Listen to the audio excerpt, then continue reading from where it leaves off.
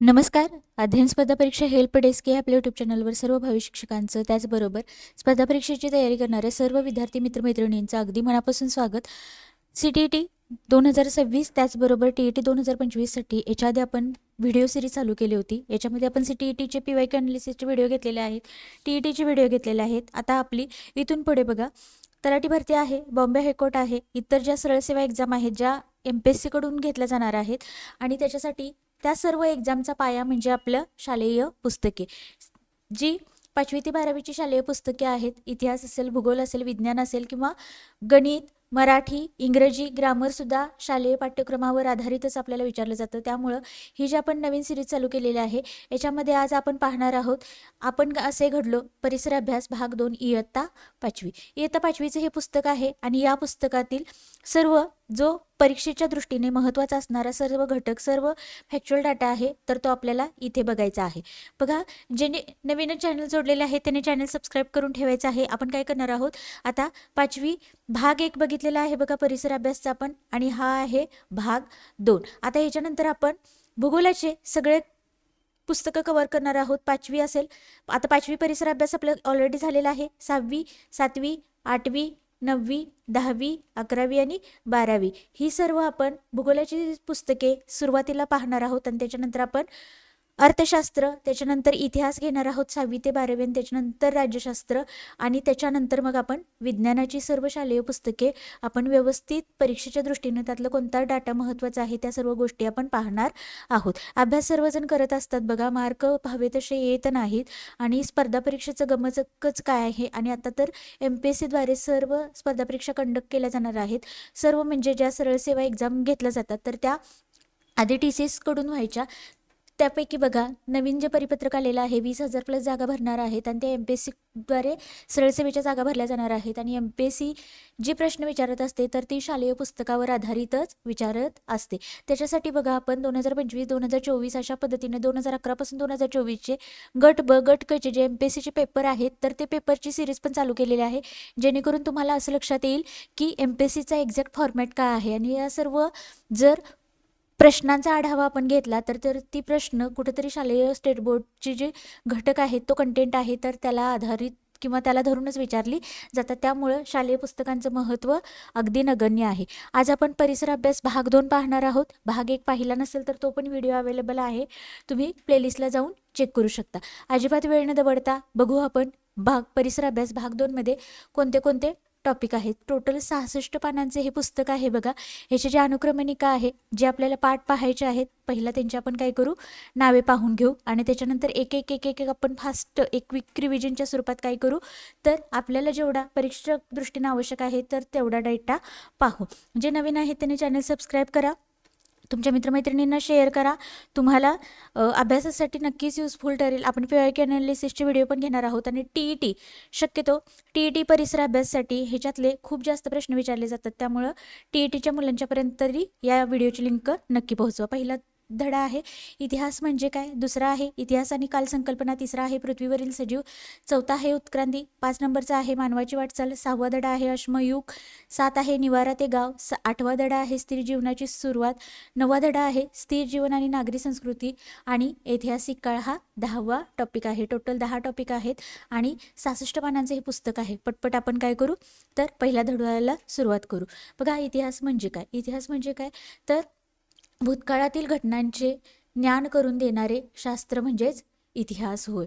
आता याच्यामध्ये जे जे महत्त्वाचं आहे ते सर्व हायलाईट केलेलं आहे, तेवढंच आपण बघायचं आहे. बघा, पुरावा शोधण्यासाठी, तपासण्यासाठी आणि जुळवण्यासाठी शास्त्रीय पद्धतीचाच उपयोग केला जातो. आता इतिहासामध्ये भूतकाळामध्ये घडलेल्या घटना आहेत तर शास्त्रीय पद्धतीने त्यांची मांडणी केली जाते, आणि हे सर्व कशाच्या आधारावर असतं तर पुराव्याच्या आधारावर इतिहासाची मांडणी केली जाते, आणि पुरावे शोधण्यासाठी, तपासण्यासाठी, जुळवण्यासाठी शास्त्रीय पद्धतीचाच उपयोग केला जातो.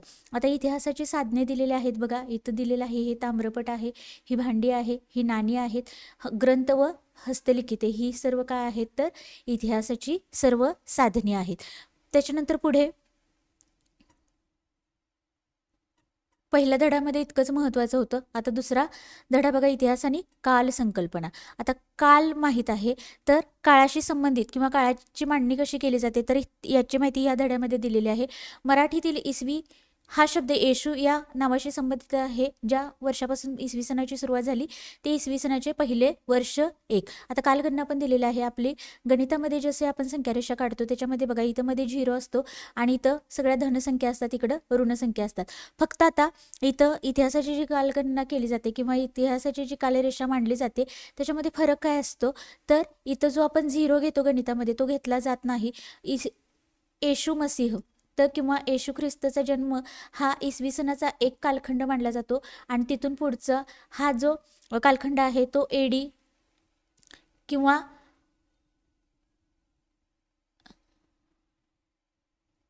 सी या स्वरूपात काय मांडला जातो बघा. आता आपलं किती साल चालू आहे, 2026. आणि येशू मसीहच्या जन्माचा जो आधीचा जो कालखंड आहे तो हा ॲनाडोमिनीचा अर्थ होतो आफ्टर ॲनाडोमिनी म्हणजे काय बघा, तर येशू मसीहाच्या जन्मानंतरचा कालखंड. आणि हा जो कालखंड आहे तो BC या स्वरूपात मांडला जातो. त्याला कॉमन एरा आणि बिफोर कॉमन एरा. आता बिफोर कॉमन एरा म्हणजे ख्रिस्ताच्या जन्माचा आधीचा कालखंड जो की इसवी सन पूर्व अशा पद्धतीनं मांडला जातो. आणि हा जो एक नंतरचा कालखंड आहे तो इसवी सन अशा स्वरूपात त्याची गणना केली जाते. आता त्याच्यानंतर बघा, इसवी सणाच्या पहिल्या 100 वर्षाचा पहिल्या शतकाचा काळ किती आहे, तर 1 ते 100. आणि इसवी सणाच्या पहिल्या सहस्त्रकाचा जो कालखंड आहे तो आहे इसवी सन 1 ते 1000. आता इसवी सणापूर्वीचा कालखंड म्हणजे येशूच्या आधीचा कालखंड जो की बघा पहिल्या शतकाचा कालखंड 100 ते 1 असा लिहिला जातो.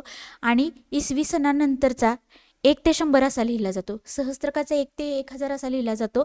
आणि इसवी सणापूर्वीचा कालखंड 1000 ते 1 असा लिहिला जातो. आता ह्याच्यामध्ये बघा, कालगणना म्हणजे काळाची लांबी मोजणे. कालगणना करणे म्हणजे काय, तर काळाची लांबी मोजणे. आणि काळाची जी लांबी मोजली जाते ते सेकंद, मिनिट, तास, दिवस, आठवडा, पंधरवडा, महिना, वर्ष, शतक आणि सहस्त्र. आणि सेकंद काय आहे, तर कालगणनाची जी पद्धती केली जाते तर त्याच्यामधलं सर्वात छोटे एकक आहे. त्याच्यानंतर बघा, आता इथं कालगणना करून दिलेली आहे. इथं बघा इसवी सन 1 आहे. इथं 1 ते 100 हा कालखंड इसवी सणानंतरचा आहे. आणि 100 ते 1 हा जो कालखंड आहे तो इसवी सणापूर्वीचा आहे.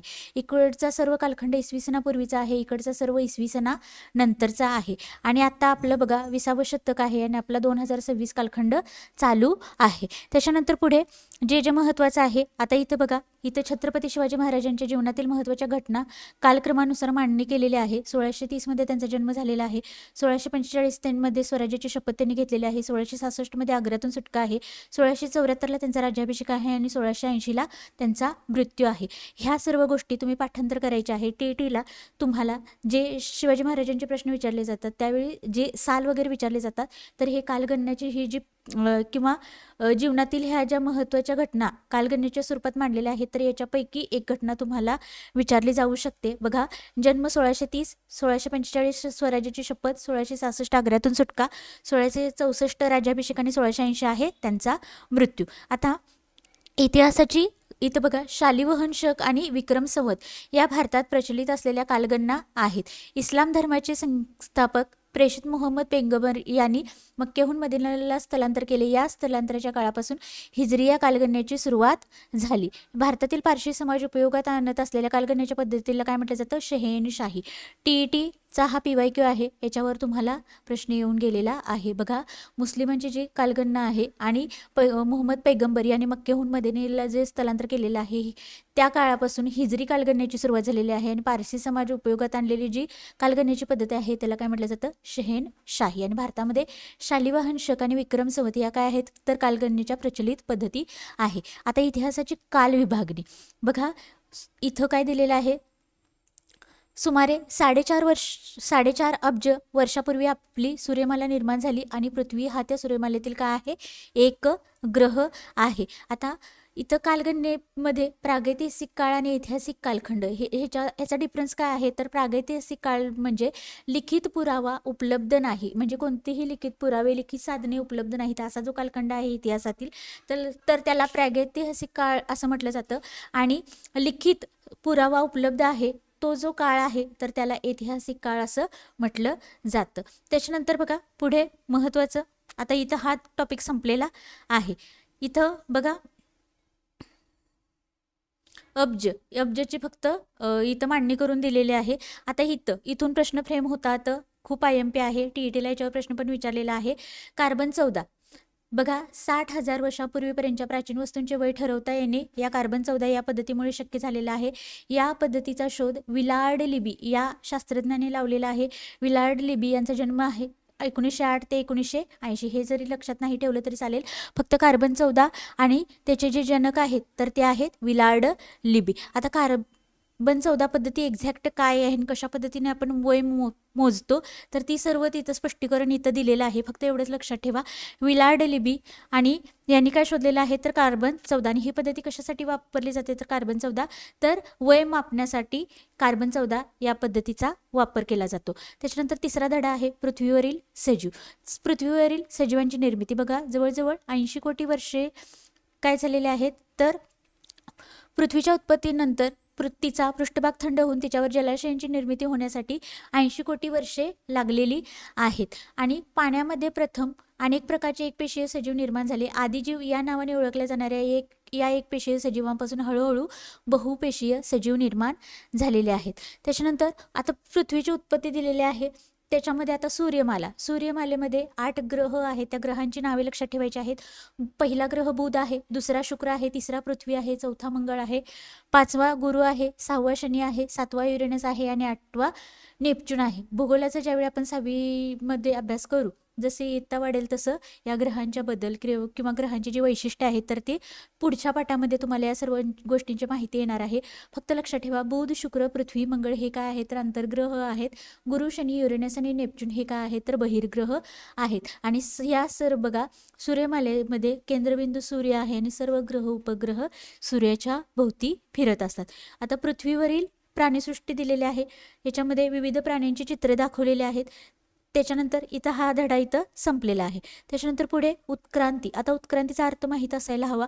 उत्क्रांती या शब्दाचा सर्वसाधारण अर्थ सतत आणि संत वेगाने होणारा बदल.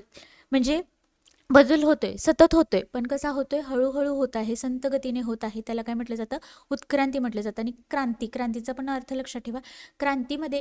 क्रांती म्हणजेच एकाएकी होणारा बदल किंवा अचानक घडणारा बदल. त्याच्यानंतर इथं डायनासोरच्या विविध प्रजातींची चित्र दिलेली आहेत. आपल्याला काही इतकं जास्त महत्त्वाचं नाही. आता इथं प्राण्यांच्या उत्क्रांतीचे जे टप्पे दिलेले आहेत त्याच्यामध्ये उत्क्रांतीच्या टप्प्यामध्ये इथं बघा, पहिला आहे अपृष्ठवंशीय सजीव. आता अपृष्ठवंशीय सजीव हा थोडा विज्ञानाचा बेस आहे. बघा, ज्यांना पाठीचा कणा नाही असे जे सजीव आहेत तर त्यांना अपृष्ठवंशीय सजीव म्हटलं जातं आणि याचं उदाहरण आहे गोगल गाय. त्याच्यानंतर पुढे पृष्ठवंशीय सजीव म्हणजे पाठीचा कणा असलेले जे सजीव आहेत तर त्यांना पृष्ठवंशीय म्हटलं जातं आणि उदाहरण आहे मासा. त्याच्यानंतर पुढे आता उभयचर म्हणजे जे जमिनीवर राहतात आणि पाण्यामध्येही राहू शकतात अशा जे प्राणी आहेत तर त्यांना उभयचर प्राणी म्हटलं जातं आणि त्याचं उदाहरण आहे बेडूक. आता पक्षी वर्ग आहे. त्याच्यानंतर सरपटणारे प्राणी आहेत. सरपटणारे प्राण्यामध्ये साप येतो, सस्तन प्राण्यामध्ये गाय येतं. तुम्हाला TET परिसर अभ्यासासाठी हे IMP आहे. इथं अतिशय IMP वाक्य, प्लॅटिपस हा काय आहे तर या सस्तन प्राण्याचा आणि मुंगीखाऊ त्याचं नाव आहे अँटीटर. आता प्लॅटिपस बघा, बदक चोचा. प्लॅटिपस म्हणजेच काय, बदक चोचा. तर प्लॅटिपस आणि मुंगीखाऊ त्याला अँटीटर असेही म्हटलं जातं. प्राण्याच्या काही प्रजातींचा हे प्राणी सस्तन असले तरी अंडी घालतात. बघा, प्लॅटिपस आणि अँटीटर सस्तन प्राणी आहेत पण ते काय करतात, अंडी घालतात. हे थोडे त्यांना अपवाद आहे, त्यामुळे याच्यावर प्रश्न विचारला जातो. त्याच्यानंतर मानव सदृश वानर. या वानराला एफ वानर या नावानेही ओळखलं जातं. आता सस्तन प्राणी तर काय आहे तर पृष्ठवंशी म्हणजे पाठीचा कणा असलेले जे प्राणी आहेत तर या वर्गातील सर्वात अधिक उत्क्रांत टप्पा जो आहे तर तो आहे सस्तन प्राणी. त्याच्यानंतर पुढे आता बघा, मानवाची प्रजाती अस्तित्वात आली आणि ती कुठं बघा, आफ्रिका खंडामध्ये आहे आणि त्यामुळेच या मानवाला काय म्हटलं जातं आदी. आणि आदीचा अर्थ होतो प्रारंभीचा. त्याच्यानंतर पुढे इथं हा धडा संपलेला आहे. थोडासा भाग आहे पण खूप जास्त IMP आहे. आता इथं चार्ल्स डार्विन दिलेले आहेत. त्यांचा जन्म 1809 1882. आता हे आपल्याला महत्त्वाचं नाही, फक्त शास्त्रज्ञ लक्षात ठेवा, चार्ल्स डार्विन. आणि त्यांचा जो ग्रंथ आहे on the origin of species, on the origin of species 1859 मध्ये. तर त्या ग्रंथाचं जे नाव आहे बघा, मराठीमध्ये प्राण्यांच्या प्रजातीचा उगम हा जो ग्रंथ आहे तो ग्रंथ विचारला जातो. आणि या ग्रंथात त्यांनी कशाची संकल्पना मांडलेली आहे तर उत्क्रांतीची संकल्पना चार्ल्स डार्विन यांनी on the origin of species या त्यांच्या ग्रंथामध्ये मांडलेली आहे. डार्विनच्या आधी कार्ल लिनस नावाच्या शास्त्रज्ञाने प्राणीजातींचे व शास्त्रीय वर्गीकरण करण्याची पद्धत सुरू केली होती. शरीररचनेचा विचार करता वानरांच्या काही प्रजातींचा आणि मानवाचा काही संबंध असावा असे त्यांचे मत त्यांनी व्यक्त केले होते. डार्विनने त्यांच्या पहिल्या ग्रंथात उत्क्रांतीच्या प्रक्रियेत वानर आणि मानव यांचा नेमका संबंध कसा असू शकतो याविषयी मत केले आहे. आणि 1871 मध्ये बघा त्यांनी दुसरा ग्रंथ प्रसिद्ध केलेला आहे, त्याचं नाव आहे द डिसेंट ऑफ मॅन, ज्याचा मराठीत अर्थ होतो मानवाचे अवतरण. 2 ग्रंथ आहेत, 1859चा on the origin of species आणि 1871चा चार्ल्स डार्विन यांचा ग्रंथ आहे द डिसेंट ऑफ मॅन, मानवाचे अवतरण. आणि या ग्रंथामध्ये त्यांनी काय केलेलं आहे तर माणसांना शेपटी नसली तरी त्यांच्या पाठीच्या कण्याचे शेवटचे हाड हे शेपटीचे अवशिष्ट भाग आहे, या गोष्टीकडे त्यांनी काय केलेलं आहे इतरांचं लक्ष वेधलेलं आहे. आणि उत्क्रांतीची संकल्पना कोणी मांडली असं जरी विचारलं तर त्याचं उत्तर ही असेल चार्ल्स डार्विन. त्याच्यानंतर पुढे मानवाची वाटचाल. आता हे पण खूप जास्त IMP आहे. कुशल मानव. इथं आता कुशल मानव कोणाला म्हणायचं, जर हातांचा कुशलतेने वापर करणारा जो मानव आहे त्याला म्हटलं जातं कुशल मानव. आणि हे जे मानव आहेत तर त्यांच्या अस्तित्वाचे पुरावे कुठे सापडलेले आहेत तर आफ्रिका खंडातील टांझानिया आहे, केनिया आहे. आफ्रिका खंडातील टांझानिया, केनिया इथं कुशल मानवाचे अवशेष सापडलेले आहेत. आणि लॅटिन भाषेमध्ये होमो शब्दाचा अर्थ आहे मानव आणि हॅबिलिस यांचा अर्थ आहे हातांचा कुशलतेने वापर करणारा, त्यामुळे कुशल मानवाला होमो हॅबिलिस असंही म्हटलं जातं. त्याच्यानंतर पुढचा आहे बघा, आणि होमो हॅबिलिस हे जे नाव आहे कुशल मानवाला कोणी दिलेलं आहे तर लुई लिकी. बघा, कुशल मानवाला लुई लिकी या शास्त्रज्ञाने होमो हॅबिलिस हे नाव दिलेलं आहे. पुढचा मानव आहे ताटकण्याचा मानव. ताटकण्याचा जो मानव आहे त्याला होमो इरेक्टस असं म्हटलं जातं. आणि इरेक्टसचा अर्थ होतो ताट उभा राहणारा. त्याच्यानंतर पुढे आता इथं महत्त्वाची वैशिष्ट्ये बघा, तर अग्नी निर्माण करण्याचे तंत्र ह्या होमो इरेक्टस मानवाला साध्य झाले नव्हते. आणि त्याची हत्यारे ही पूर्वीच्या हत्यारांच्या तुलनेमध्ये त्यांनी प्रगत बनवली होती होमो इरेक्टस. आणि आफ्रिका, आशिया, युरोप या खंडामध्ये होमो इरेक्टस किंवा ताटकण्याच्या मानवाचे अवशेष मिळालेले आहेत. त्याच्यानंतर पुढे आहे शक्तिमान मानव. आता शक्तिमान मानवाचे जे पुरावे आहेत तर याचे अवशेष सर्वप्रथम जर्मनी या देशातील निअँडरथल या ठिकाणी सापडलेले आहेत. त्यामुळं शक्तिमान मानवाला निअँडरथल मॅन असंही म्हणूनही ओळखलं जातं. आता त्याच्यानंतर बघा इथं शक्तिमान मानवाचं चित्र दिलेलं आहे. त्याच्यानंतर पुढे तो आता वैशिष्ट्य तो दगडाच्या गोट्याने गोटीत असून निघालेले छिलके अशा दोहोंपासून वेगवेगळ्या प्रकारची किंवा आकाराची हत्यारे बनवत असे. त्याने ती लांब हाडाच्या किंवा लाकडाच्या दांड्यावर बसवून भाला, कुऱ्हाड अशी शस्त्रेही त्यांनी बनवलेली होती. चामड्याचे कपडे तो वापरत होता. मांसाहारी होता. काय बघत आहोत आपण शक्तिमान मानव. आणि अग्नी निर्माण करण्याची कला शक्तिमान मानवाने साधलेली होती किंवा अग्नी कशी निर्माण केली जाते याचं ज्ञान शक्तिमान मानवाला होतं. त्याच्यानंतर पुढे बुद्धिमान मानव. आता बुद्धिमान मानवाला काय म्हटलं जातं तर होमो सेपियन. हा पण PYQ आहे, TET साठी हा PYQ आहे बघा. होमो सेपियन म्हणजे बुद्धिमान मानव. सेपियन म्हणजे बुद्धिमान, त्याला युरोपमध्ये क्रोमॅनॉन, आणि बुद्धिमान मानवाचं आणखीन एक नाव आहे क्रोमॅनॉन, ह्या नावाने तो युरोपमध्ये ओळखला जातो. बुद्धिमान मानवाचे अवशेष आफ्रिका, आशिया आणि युरोप या खंडामध्ये सापडलेले आहेत. त्याच्यानंतर पुढे भावना यांना कल्पनाशक्तीच्या आधारे शब्दरूप देऊ शकत होता. आता बुद्धिमान मानव, होमो सेपियनला बुद्धिमान का म्हटलेलं आहे बघा, तर तो भावना, मनातील ज्या भावना आहेत तर त्यांना कल्पनाशक्तीच्या आधारे शब्दरूप म्हणजे तो शब्दामध्ये व्यक्त करू शकत होता.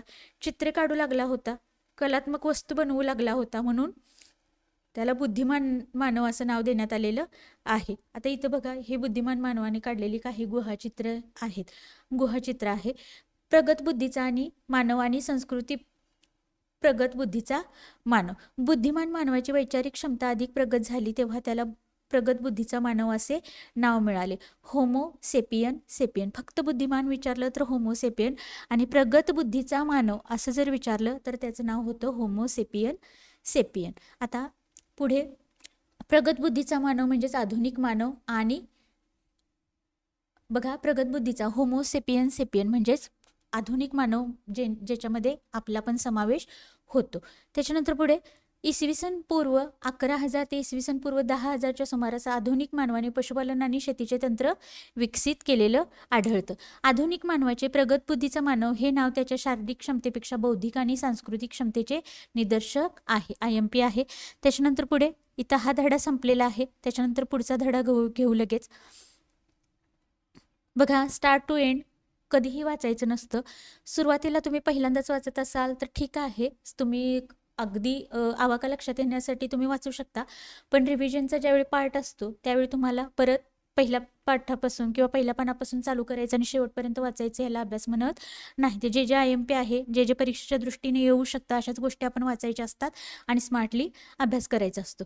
आता इथं बघा याचं नाव आहे अश्मयुग. अश्मयुग म्हणजे दगडांचा वापर किंवा खडकांचा वापर मोठ्या प्रमाणात, अश्म म्हणजेच दगड, आणि त्याचा वापर केला जाणारा जो कालखंड आहे त्याला अश्मयुग. दगडाची हत्यारे, दगडाचा वापर हत्यारे बनवण्यासाठी केला जायचा म्हणून त्याला अश्मयुग ही म्हटलं जातं. आता अश्मयुगकालीन ही काही हत्यारे दिलेली आहेत. इथे एक दिलेलं आहे बघा, दगडी गोट्याचे तोड हत्यार आहे. 2 नंबरची हे काय आहे, तासणी आहे. हे 3 नंबरचं काय आहे, वर्तुळाकार घन आहे. 4 आहे दगडी छिलक्याचे तोड हत्यार आहे. 5 नंबर आहे हाडाचा टोचा आहे, आणि 6 नंबर आहे शिंगाचे खंते. तुम्हाला TETला काहीही विचारलं जातं, त्यामुळं जे पुस्तकातल्या इमेजेस आहेत त्या लक्षात ठेवायच्या. त्या कधी चित्रे सुद्धा तुम्हाला विचारली जातात, हे कशाचं चित्र आहे. त्यामुळं स्पेशली TETचा अभ्यास करणाऱ्या मुलांनी ही हत्यारे, असा तर अजून आलेलं नाही TETचे जे PYQ पाहिले तरी पण हे लक्षात ठेवा. त्याच्यानंतर पुढे अश्मयुगीन हत्यारे, ज्या काळातल्या हत्यारामध्ये प्रामुख्याने दगडाची हत्यारे मिळतात त्या काळाला आपण अश्मयुग असे म्हणतो. आता अश्मयुगाचे पुन्हा काही 3 कालखंड पडलेले आहेत, पुराश्मयुग, मध्याश्मयुग आणि नवाश्मयुग. आता पुराश्मयुगमध्ये बघा तर कुशल मानव आणि ताठकण्याचा मानव या दोघांनी काय केलेलं आहे तर आघात तंत्राने हत्यारे बनवलेली आहेत. आघात तंत्र म्हणजे काय तर एक गोटा किंवा एक दगड दुसऱ्या दगडावर आपटून त्याचे छिलके काढणे, याला काय म्हटलं जातं, आघात तंत्र म्हटलं जातं. आणि त्याच्यानंतर इथं बघा तर त्या हत्यारांच्या एकाच बाजूला थोडीशी धार असते, अशा हत्यारांना काय म्हटलं जातं, तोड हत्यारे म्हटलं जातं. फक्त कठीण कवचांची फळे किंवा हाडे फोडण्यासाठी यांचा वापर शक्य असे. कुशल मानवाला शिकारीचे तंत्र पूर्णपणे अवगत झालेले नव्हते. कधी प्रश्नही विचारला जातो, आता कुशल मानव कुठल्या काळामध्ये होता, पुराश्मयुगीन होता. त्यामुळे असाही प्रश्न विचारला जाऊ शकतो की पुराश्मयुगीन मानवाला शिकारीचे तंत्र विकसित होते, चुकी बरोबर. तर हे विधान चुकीचं आहे. पुराश्मयुगीन किंवा कुशल मानवाला शिकारीचे पूर्णपणे तंत्र अवगत झालेले नव्हते, पूर्णपणे. त्याच्यानंतर पुढे भारतामध्ये पुराश्मयुगीन हत्यारांचे अवशेष काश्मीरपासून तामिळनाडूपर्यंत सापडलेले आहेत, आणि ही ठिकाणे खूप जास्त वेळा विचारलेले आहेत, त्यामुळे लक्षातच ठेवा. मध्य प्रदेशामध्ये होशंगाबाद या ठिकाणाजवळ नर्मदा नदीच्या काठावर हथनोरा नावाचे जे गाव आहे तर त्या गावामध्ये पुराश्मयुगीन हत्यारांचे काही अवशेष सापडलेले आहेत. त्याच्यामध्ये अश्मीभूत कवटे आहे, खांद्यांचे हाड यांचे अवशेष मिळालेले आहेत. त्याचबरोबर पदुच्चेरीजवळ एका गावामध्ये देखील असे अवशेष सापडलेले आहेत. मध्य प्रदेश, होशंगाबाद, नर्मदा नदी, पुराश्मयुगीन हत्यारांचे अवशेष सापडलेले आहेत. त्याचबरोबर पदुच्चेरी जवळ देखील सापडलेले आहेत. आणखीन अफगाणिस्तान आणि श्रीलंका या देशामधूनही पुराश्मयुगीन मानवाचे काही अवशेष मिळालेले आहेत. त्याच्यानंतर पुढे बघा, महाराष्ट्रातील पुराश्मयुगीन स्थळांपैकी नाशिक जवळचे गंगापूर IMP आहे. पुराश्मयुगीन जे अवशेष स्थळे आहेत त्याच्यामध्ये नाशिक जवळचे गंगापूर आणि नेवाशा जवळचे चिरकी नेवासा ही स्थळे काय आहेत, प्रसिद्ध आहेत. गंगापूर हे गोदावरी नदीच्या काठावर आहे. चिरकी नेवासा प्रवरा नदीच्या काठावर आहे. चिरकी नेवासा प्रवरा नदी आणि गंगापूर ठिकाण आहे ते गोदावरी नदीच्या किनाऱ्यावर वसलेलं आहे. आता पुढचं आहे मध्याश्म युग. शिकारीबरोबरच पशुपालन आणि नैसर्गिकरित्या उगवलेल्या धान्याची कापणीही या मध्याश्म युगामध्ये लोक करू लागलेले होते. त्याच्यानंतर मध्याश्म युगातील मानव मध्याश्म युगातील बुद्धिमान मानवाला शिकार, मासेमारी, कापणी, तोडणी अशा अनेक प्रकारच्या कामांसाठी विविध प्रकारच्या वजनाने हलक्या आणि दीर्घकाळ टिकतील अशा हत्यारांची आवश्यकता होती. त्यामुळे त्याने काय केलं होतं बघा, लाकडाला किंवा हाडाला खाच करून त्यात नखा एवढी छोटी पाती ओळीने घट्ट मानव बसवत असे. अशा तऱ्हेने तो सुरी, विळा यासारखे काय करत आहे, अवजारे बनवत आहे. म्हणजे सुरी आणि विळा. तर कुठल्या कालखंडातील हत्यारे आहेत असं विचारलं तर त्याचं उत्तर येईल मध्याश्म युग. आता मध्याश्म युग याच्यामधले स्थळ बघा, IMP आहे राजस्थानमधील बागोर, मध्य प्रदेशातील भीमबेटका आणि गुजरातमधील लांगनज आणि महाराष्ट्राच्या जवळ जळगाव जिल्ह्यातील पाटणे ही काय आहेत तर पुराश्मयुगीन स्थळे आहेत. कधी कधी जोड्या जुळवायला पण प्रश्न येतो. राजस्थान बागोर आहे, मध्य प्रदेशातील भीमबेटका आहे, गुजरातमधील लांगनज आहे आणि महाराष्ट्राच्या जळगाव जिल्ह्यातील पाटणे ही सर्व स्थळे काय आहेत तर मध्याश्मयुगीन स्थळे आहेत. आता नवाश्मयुगात घासून गुळगुळीत केलेली दगडी हत्यारे माणसाने घडवलेले आहेत आणि नव्या प्रकारचे हत्यारे घडवले जाण्याचा काळ म्हणून या कालखंडाला नवाश्म युग असे म्हटले जाते. नवाश्म युगापर्यंत शेती आणि पशुपालन करणे ही नित्याची जीवन पद्धती झाली होती. शिकार करणे निर्वाहाचे प्रमुख साधन न राहता आता शेती आणि पशुपालनाला पूरक साधन बनवले गेले होते. गंगेच्या खोऱ्यात तसेच दक्षिण भारतात ही नवाश्मयुगीन संस्कृतीची अनेक स्थळे सापडलेली आहेत. त्याच्यानंतर पुढे आहे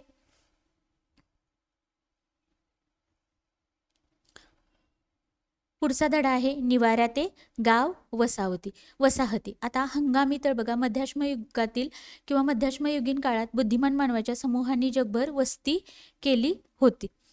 त्याच्यानंतर सुरुवातीला मानव समूहाने राहत होता. फार मोठ्या प्रमाणावर झालेली शिकार आणि पर्यावरणातील बदल यामुळे मध्याश्म युगापर्यंत मॅमोथ सारखे महाकाय प्राणी नष्ट होऊ लागले होते. त्यामुळे शिकारीच्या बरोबरीने बुद्धिमान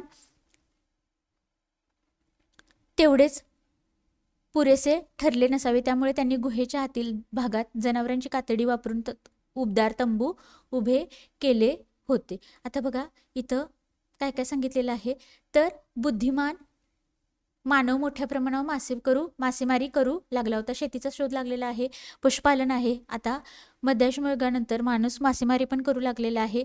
रानडुक्कर, हरिण, डोंगरी, शेळी, मेंढी यासारखे जे छोटे प्राणी आहेत तर या प्राण्यांच्या शिकारीवर पण माणसाने भर दिलेला आहे. मॅमोथ जे वातावरण बदल झालेला आहे तर त्या बदलामुळे पूर्वी महाकाय प्राणी जे होते हत्तीसारखे तर त्यांना काय म्हटलं जायचं, मॅमोथ. आणि या मॅमोथना हत्तीचा पूर्वज असंही म्हटलं जातं. बघा इथं हत्तीचं चित्र दिलेलं आहे आणि त्याच्यापेक्षा महाकाय मॅमोथ आहेत आणि मॅमोथना हत्तीचे पूर्वज मानले जाते.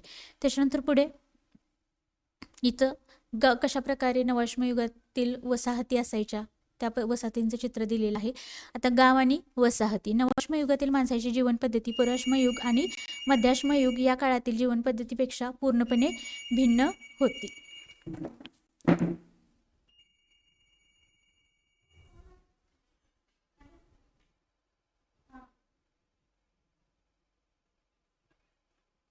नाही त्यांनी फोन करतो म्हणजे फोन पण म्हणजे त्यांनी आज संध्याकाळी आलो तर तुम्ही आज नाही त्यांनी ते उघडणारच नाही. मला सांगितले आज काही कार्यालय उघडणार नाही, आलो तर संध्याकाळी येतो.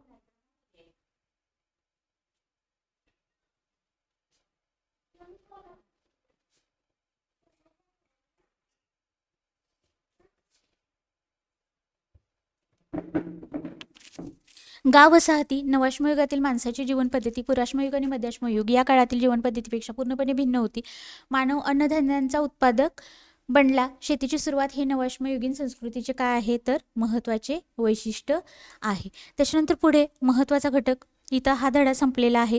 त्याचबरोबर बघा आता इथं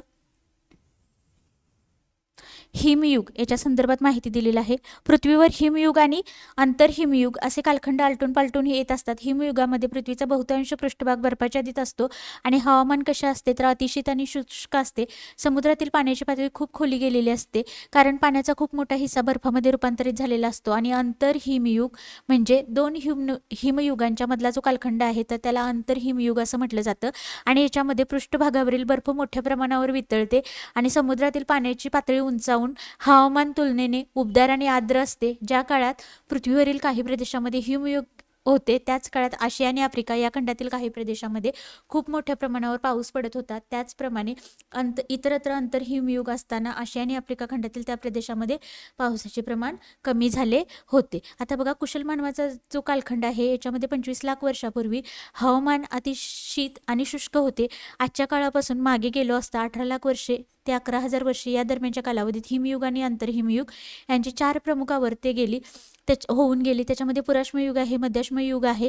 या टप्प्यामधील मानवी संस्कृतीचा इतिहास याच काळात घडला. 11,000 वर्षापूर्वी शेवटच्या आवर्तातील हिमयुग संपून आंतरहिमयुगाची सुरुवात झाली. हवामान उबदार आणि आर्द्र होऊ लागले आणि शेतीच्या आणि निवाश्म युगाची सुरुवात ही त्याच सुमारात झालेली पाहायला मिळते. आता स्थिर जीवनाची सुरुवात आहे. आपण एकदम प्राचीन भाग बघत आहोत आणि याच्यामध्ये सुरुवातीला भटक्या स्वरूपाचा माणूस काय करत होता, जीवन जगत होता. आता स्थिर जीवनाला सुरुवात जी झालेली आहे त्याच्यामध्ये शेतीचा शोध आहे, पशुपालन आहे. आता इथे शेतीचा शोध दिलेला आहे. शेतीचे सुमारे 11,000 वर्षापूर्वीचे पुरावे प्रथम इस्रायल आणि इराक येथे मिळालेले आहेत आणि शेतीची सुरुवात करण्याची श्रेय कुणाला जाते तर स्त्रियांना जाते. पशुपालनामध्ये बघा, हा आधुनिक म्हणजे आत्ताचा बैल आहे आणि बैलांचा पूर्वज असलेला जो रानबैल आहे, महाकाय प्राणी आहेत आणि कालांतराने हे काय झालेले आहेत, नष्ट झालेले आहेत. त्याच्यानंतर पुढे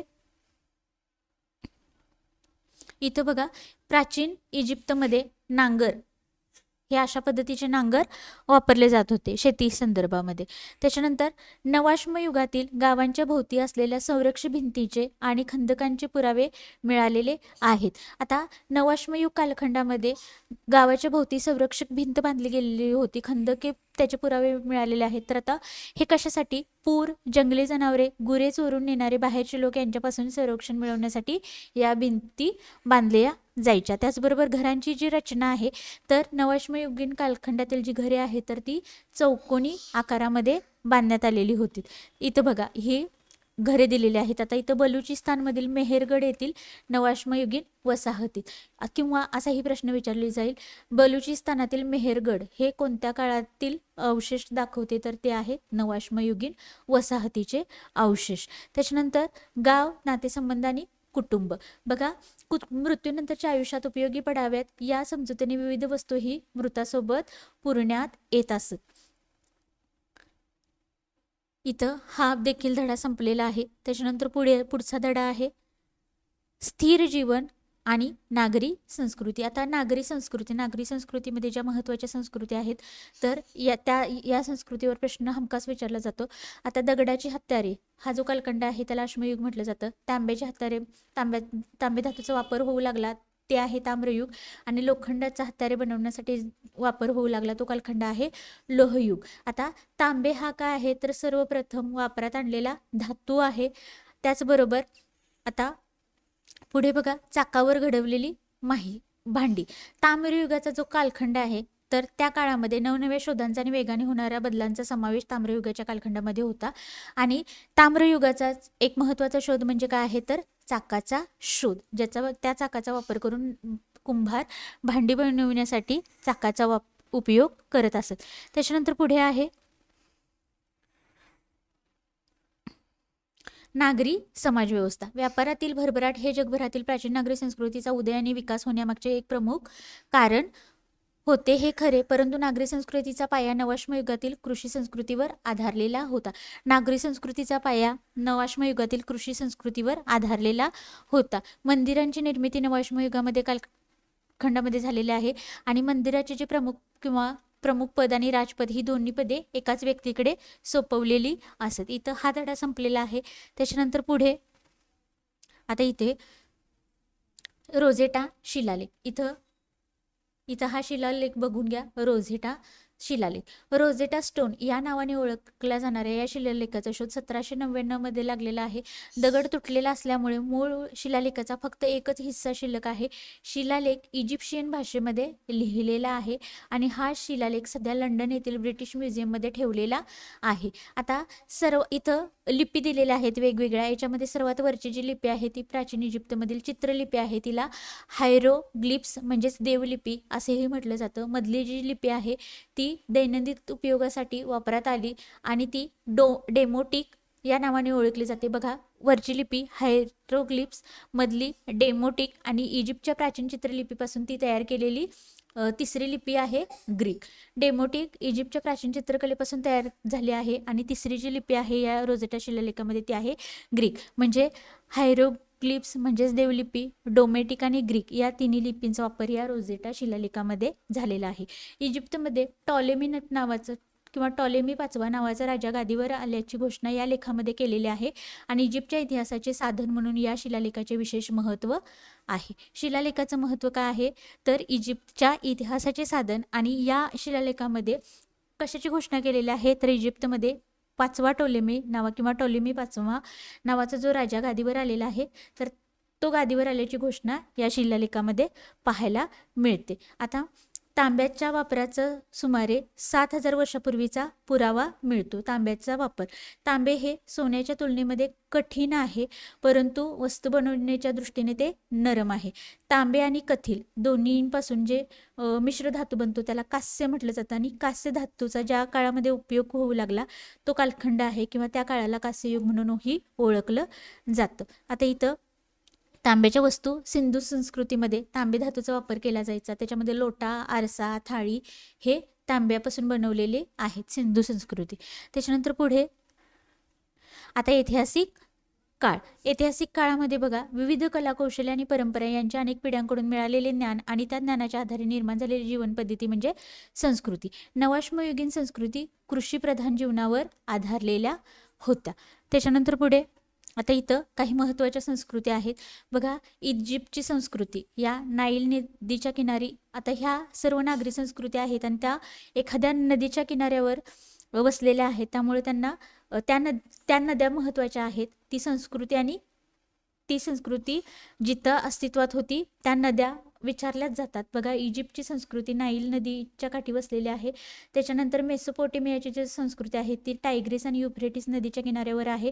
हडप्पा संस्कृती ही सिंधू नदीकाठी वसलेली आहे आणि चीनची जी संस्कृती आहे ती होयांग-हो या नदीच्या काठी वसलेली आहे. बघा इथं मेसोपोटेमिया, इजिप्त, भारतीय उपखंड हे आणि चीन हे काय आहेत तर 4 प्रदेश आहेत.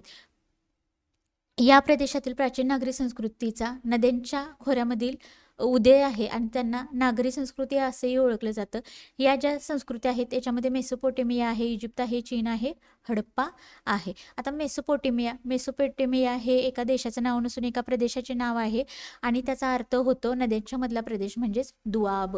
त्याच्यानंतर पुढे तुर्कस्तान, सिरिया आणि इराक या देशामधून या नद्या वाहतात. बघा मेसोपोटेमिया जी संस्कृती आहे तिचा उगम टायग्रिस आणि युफ्रेटिस नदीच्या काठी झालेला आहे आणि या ज्या 2 नद्या आहेत त्या तुर्कस्तान, सिरिया आणि इराक याच्यामधून वाहतात. मेसोपोटेमियामध्ये उरुक आणि निप्पूर यासारखी काय आहेत तर प्राचीन नगरे होती. टीईटीचा हा PYQ आहे. उरुक, निप्पूर हे काय आहेत तर मेसोपोटिया ही जी प्राचीन नागरी संस्कृती आहे तर याच्यामधील प्राचीन नगरे आहेत. आता इजिप्तची संस्कृती ही नाईल नदीकाठी बसलेली आहे. दरवर्षी पावसाळ्यात पूर येतो या नाईल नदीला म्हणून नाईल तिच्या काठावर जो गाळ आणून टाकते त्यामुळे तिच्या काठची जमीन अत्यंत सुपीक झालेली आहे. इजिप्तची संस्कृती लक्षात ठेवा. आफ्रिका खंडातील उत्तरेला सहारा वाळवंटाच्या पूर्व भागातून नाईल नदी वाहते आणि इजिप्तची संस्कृती या नाईल नदीच्या काठी वसलेली आहे. पुढची संस्कृती आहे चीन आणि चीन या प्राचीन संस्कृतीचा किंवा नागरी संस्कृतीचा उगम होयांग-हो नदीच्या खोऱ्यामध्ये झालेला आहे. चीनमधील लोयांग, बीजिंग आणि चांगान ही शहरे काय आहेत महत्त्वाची आहेत. आता हडप्पा संस्कृती सर्वात प्राचीन संस्कृती म्हणून हडप्पा संस्कृती भारतामध्ये ओळखली जाते किंवा भारतीय उपखंडामधील आहे. ती सिंधू नदीच्या खोऱ्यामध्ये वसलेली आहे. संस्कृतीची पंजाबमधील हडप्पा आणि सिंधमधील मोहनजोदडो ही स्थळे काय आहेत तर प्रसिद्ध आहेत. गुजरातमधील लोथल, धोलविरा आणि राजस्थानमधील कालीबंगन ही काय आहेत तर या संस्कृतीची काही प्रसिद्ध स्थळे आहेत. बघा हडप्पा संस्कृती खूप जास्त प्राचीन भारतामध्ये याच्यावर प्रश्न विचारले जातात. सिंधू संस्कृती, हडप्पा संस्कृती दोन्ही एकच आहेत. या हडप्पा संस्कृतीचा उगम सिंधू नदीच्या खोऱ्यामध्ये झालेला आहे त्यामुळे हडप्पा संस्कृतीला सिंधू संस्कृती असंही म्हटलं जातं. आणि ह्याच्यामधले 2 महत्त्वाचे ठिकाणे हडप्पा पंजाबमध्ये आहे आणि सिंधमध्ये मोहनजोदडो हे ठिकाण आहे जे सध्या पाकिस्तानामध्ये आहे. गुजरातमधील लोथल आहे, धोलविरा आहे आणि राजस्थानमधील कालीबंगन ही काय आहेत तर सिंधू संस्कृतीमधील प्राचीन प्रसिद्ध स्थळे आहेत. त्याच्यानंतर पुढे बघा आता हडप्पाकालीन मुद्रा, मूर्ती यांची चित्र दिलेली आहेत. आता हडप्पा ही नागरी संस्कृती आहे. याची वैशिष्ट्य काय आहे तर चौकोनी जागेत घरे बांधलेली होती, मोठमोठी धान्यांची कोठारे होती, झाकलेली गटारे होती, ड्रेनेज व्यवस्था होती, घरी स्नानगृहे होती. आता मग हा स्नानगृह पण सापडलेला आहे. कधी कधी त्याची लांबी रुंदी विचारली जाते. पुढे ज्यावेळी आपण अभ्यास करणार आहोत इतिहासाचा, त्याच्यामध्ये या गोष्टी आलेल्या आहेत.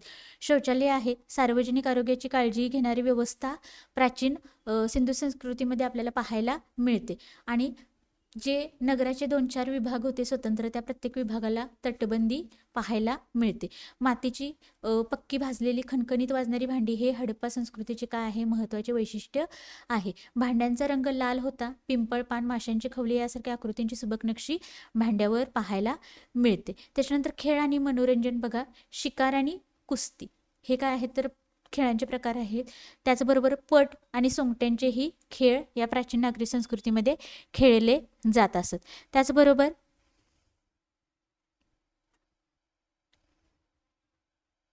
आता हडप्पाखालील जी खेळणे आहेत तर त्या खेळण्याचं इथे चित्र दिलेलं आहे. त्याच्यामध्ये बघा बालाग, बालाग हे काय आहे तर नावाचे एक तंतुवाद्य मेसोपोटेमियात प्रचलित होते. हे फक्त आपल्याला माहीत असावं. बालाग काय आहे तर मेसोपोटेमियामधील एक काय आहे तंतुवाद्य आहे. त्याचबरोबर फॅरो, आता अनेक प्रकारची वाद्य वाजवली जात असत. इजिप्तच्या राजांना फॅरो असे म्हणत. हडप्पा संस्कृतीमध्येही नृत्याला काय आहे विशेष महत्त्व देण्यात आलेलं होतं.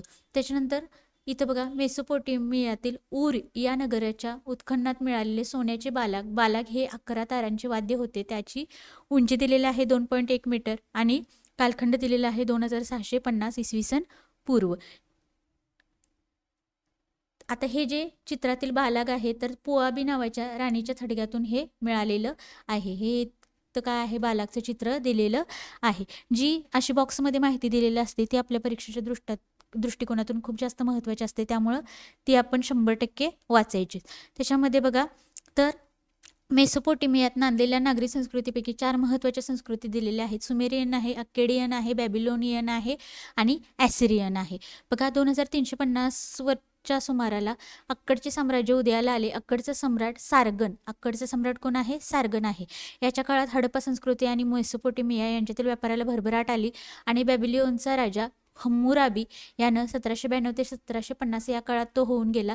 आपल्या प्रजेला लिखित स्वरूपात सुव्यवस्थित कायदा देणारा हा जगातील पहिला राजा आहे बॅबिलोनचा हम्मुराबी. IMP वाक्य आहे, प्राचीन इजिप्तमधील लोकांनी साध्य केलेल्या गोष्टींपैकी विशिष्ट गोष्ट म्हणजे त्यांचे वास्तुरचनेचे शास्त्र. तेथील पिरामिड आणि मंदिरे यांच्या भव्यतेवरून त्याची साक्ष पडते.